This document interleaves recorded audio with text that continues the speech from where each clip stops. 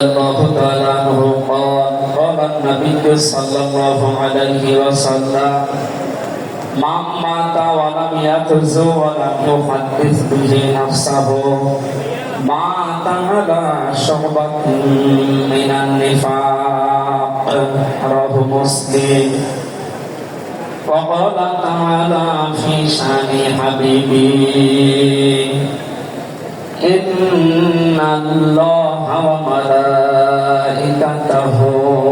يصلون على النبي يا أيها الذين آمنوا صلوا عليه وسلموا تسليما اللهم صل على سيدنا مولانا محمد وعلى آل سيدنا مولانا محمد। আলহামদুলিল্লাহ, জাতীয় সিরাত উদযাপন কমিটি ঐতিহাসিক সরোয়ার্দী উদ্যান ঢাকা বিশ্ব মানবতার মহান বন্ধু মুহাম্মদ রাসূলুল্লাহ সাল্লাল্লাহু আলাইহি ওয়াসাল্লামের জীবন চরিত্র সম্পর্কে আলোচনার এই পবিত্র অনুষ্ঠানের সম্মানিত সভাপতি বিশিষ্ট আলেম দ্বীন জনাব মাওলানা আবু তাহের জিহাদি দামাত বারকাতুহুল আলিয়া, মাহফিলের প্রধান অতিথি আন্দরকিল্লা শাহী জামে মসজিদের সম্মানিত খতিব আওলাদে রাসূল আল্লামা আনোয়ার হুসাইন তাহের আল জাবেদ আল মাদানী মাদ্দাজিল্লাহুল আলিয়া, সম্মানিত অতিথিবৃন্দ, মঞ্চে বসা জাতীয় নেতৃবৃন্দ, সামনে বসা মুসলমান ভাইরা, পর্দার আড়ালের সম্মানিতা মা এবং বোনেরা, প্রশাসনের ভাইরা, প্রাণপ্রিয় ঢাকাবাসী, সবাইকে নিয়ে মহান রব্বুল ইজ্জত ওয়াল জালালের দরবারে শুকরিয়া জানাচ্ছি, যিনি মহামানবের জীবন চরিত্র সম্পর্কে আলোচনার এই পবিত্র অনুষ্ঠানে আমাদেরকে হাজির হওয়ার তৌফিক দিয়ে জবান খুলে বলছি আলহামদুলিল্লাহ।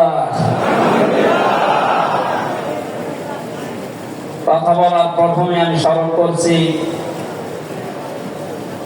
2024 সালের আগস্টের 5 তারিখ পর্যন্ত যারা মুক্তভাবে কথা বলার পরিবেশ তৈরি করে দেওয়ার জন্য নিজের জীবন পর্যন্ত দিয়ে গেলে শাহাদাতের সর্বোচ্চ মাকাম আল্লাহ যেন তাদেরকে দান করে।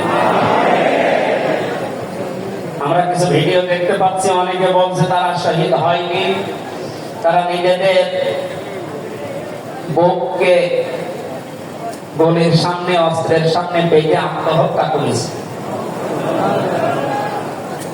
তারা কাদের কাছ থেকে কি পেয়ে কি খেয়ে কথা বলছেন আমি জানি না। কোরআনে কারিমে আল্লাহ তাআলা ১৫০০ বছর আগে জানিয়েছে। শহীদ এই শব্দটা আমাদের এই বাংলাদেশ, ভারত, পাকিস্তানে যেভাবে ব্যবহার হয়, এটা এত সস্তা বিষয়, অনেক দামি বিষয়। শহীদদের ব্যাপারে কথা যেন মানুষ উল্টা পাল্টা না বলে, এজন্য মানুষের মুখের উপরে আল্লাহ নোটিশ জারি করে দিয়েছে।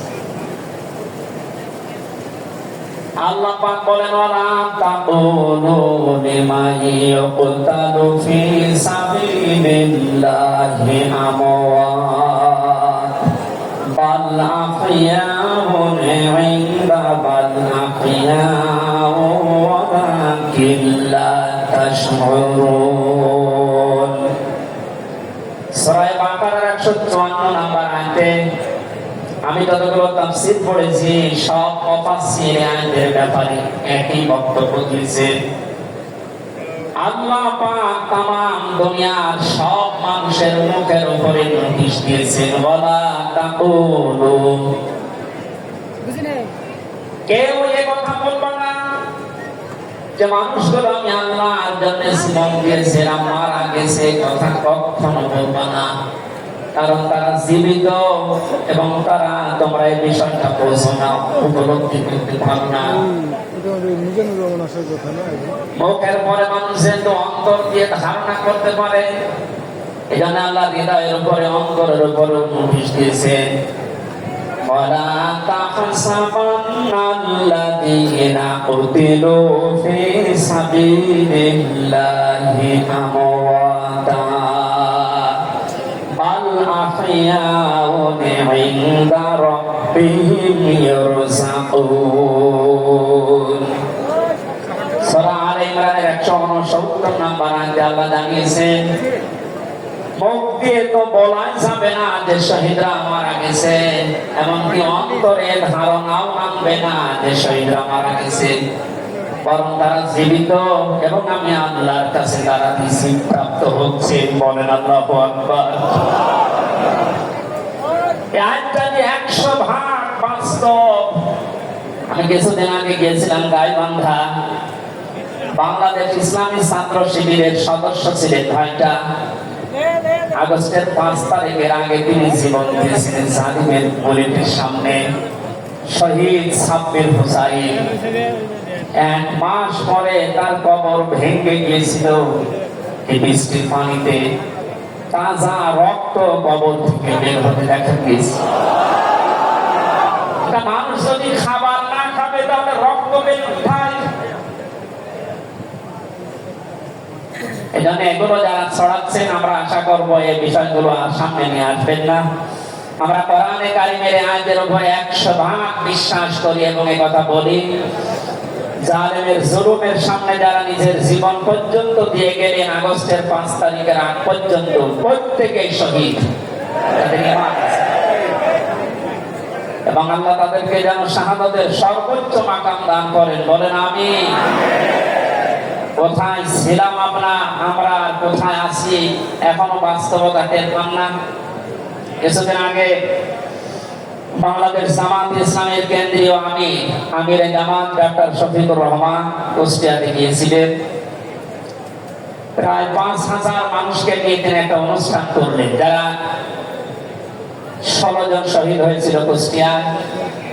বাংলাদেশ জামাত ইসলামের পক্ষ থেকে 2 লক্ষ করে টাকা তাদের পরিবারের হাতে তিনি তুলে দিলেন। প্রায় 2.5-3 ঘন্টায় অনুষ্ঠানগুলো আমরা দেখলাম। বলেন তো, আগস্টের 5 তারিখের আগে 5000 না, এরকম মানুষ যদি 5 জন এক জায়গায় হইতো 14টা মামলা হইতো। কোথায় ছিলাম আমরা আর কোথায় এখন পৌঁছেছি, এরপরও যদি এটাকে কেউ নিয়ামত মনে না করে। গতকালকের একটা জরিপ আমি পেয়েছি, বাংলাদেশে 100 জনের 14 জন এখনো পর্যন্ত। আপনি ঘাবড়াবেন না, আমরা নরম হয়ে যা এভাবে আছে। 100 জনের কতজন? 100 জনের 28 জন এখনো পর্যন্ত ছাড়া নেওয়ার জন্য খুব তাড়াতাড়ি